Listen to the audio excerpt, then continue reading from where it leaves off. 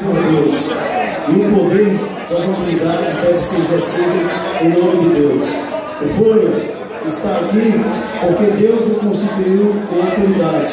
A sua mãe, Dona Josefa, é uma grande mulher, uma grande rainha, uma grande dama, sua esposa, Sandra, seus filhos, são uma família honrada, não porque ele é vereador, porque tem uma história de honradez, de trabalho, uma história de humildade, de simplicidade, e uma história muito bonita que está em Gênesis, capítulo 1, versículo 28, que é a primeira e única instituição criada por Deus. Chama-se família.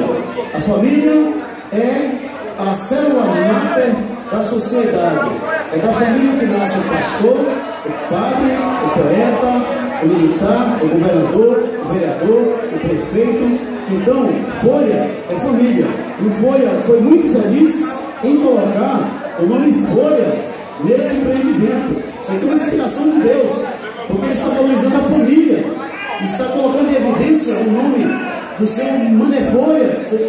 Mané Folha, famoso pai dele, um grande homem, meu parceiro de dama, um homem amável, uma família que se constituiu em cima do trabalho, do estudo e da honradez, uma família unida.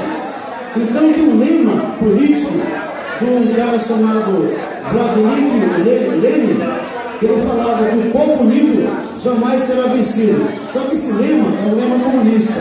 E eu digo ao contrário: uma família unida jamais será vencida. Uma família unida e abençoada em nome de Jesus. Obrigado. Obrigado. Dona Socorro, vem cá, por favor. Eu queria agradecer meu amigo Tó, que está presente também. Dona Socorro, vem cá. Eu estou mostrando essas pessoas aqui.